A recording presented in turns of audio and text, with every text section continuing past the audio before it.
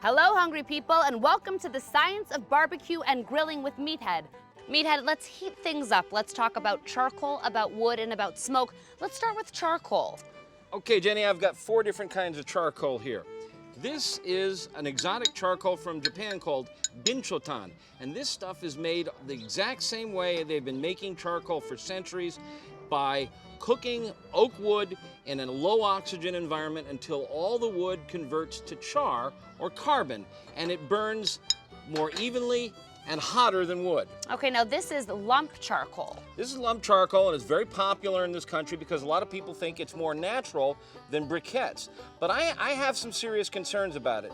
It's different thicknesses. Right. So when you get a small piece like this and a thick piece like this, they don't char evenly when you're cooking them. And sometimes the center of a big piece like this doesn't char properly, and you've got a lot of uncooked wood in there, and that can pop and crackle and build up a lot of smoke.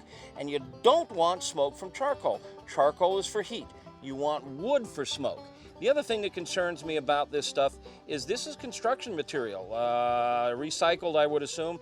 I don't know that it doesn't have preservatives in it, and I don't want to be tasting wood preservatives when I'm cooking. Yeah, that doesn't sound too tasty. No. Okay, now we are moving on to the Kingsford Briquettes. What's the story here? You know, a lot of people think, well, this is an artificial product, but it's really just sawdust with a little cornstarch and a couple of other things added to it that hold it together. And the neat thing about them is they're all the same size. They have these grooves to allow airflow through them so that you get good airflow, because remember, there's two fuels when you're cooking.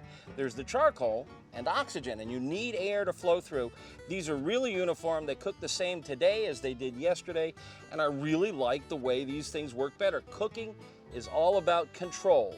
Heat, temperature control, flavor control, and you really get it from briquettes. We got even pieces, we got even cooking. Yes. Okay, so now something with the coconuts going on Yeah, here. this is a briquette also. It's made in Indonesia, and it's made from coconuts and extracted. A bit of an oddity and a rarity, but I thought I'd show it to you.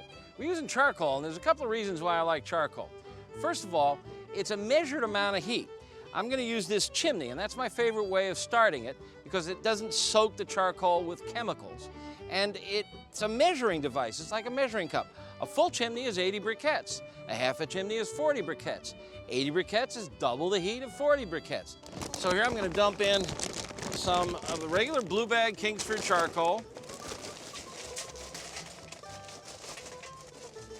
And then I'm going to take some crumpled up newspapers, put it under the chimney, light them,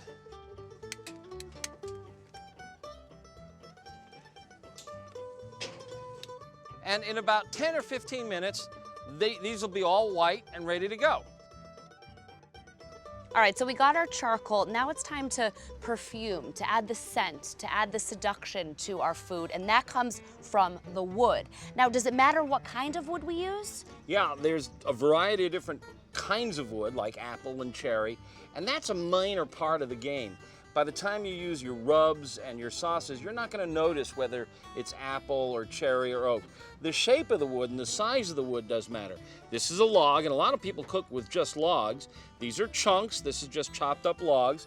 This is untreated oak flooring, and this is wood that has no treatment in it, and that's important. You can't have treated lumber. These are wood chips, and they burn up very quickly. These other pieces of wood smolder and smoke longer. And then this is like particle board. This is sawdust that's been pressed together and it burns like a log. And then this is more sawdust pellets. They're just compressed. There's no glues or binders in there. Let's start with a little lesson in thermodynamics. There's 3 types of heat that we're dealing with. Okay, number 1, radiation. Radiation is when you feel the warmth of your lover under the covers. Okay, how about convection? When she blows in your ear. Oh gosh. Now conduction. When she presses up against you. Okay, now let's move on to temperature. Temperature is not the same as energy. No, and this is really important. It's a really important concept to understand. You can put your hand in a 200-degree oven. It's 200 degrees, that air. Then press your hand up against the wall of that oven. When you get back from the hospital, you will understand that the energy stored in that 200-degree metal is a lot more concentrated than the energy stored in that 200-degree air. So two-zone cooking is the most important technique to master. Yeah, here we've got a grill set up in 2 zones. And you almost always want to set up in 2 zones. You've got a hot zone with direct radiant heat, and boy, is that hot. And that's going to really sear and brown the meat. Then you have an indirect zone where you can keep the meat gently heating from circulating convection air. And then you have the third method of heating, conduction, which is what happens when it touches the metal surface there.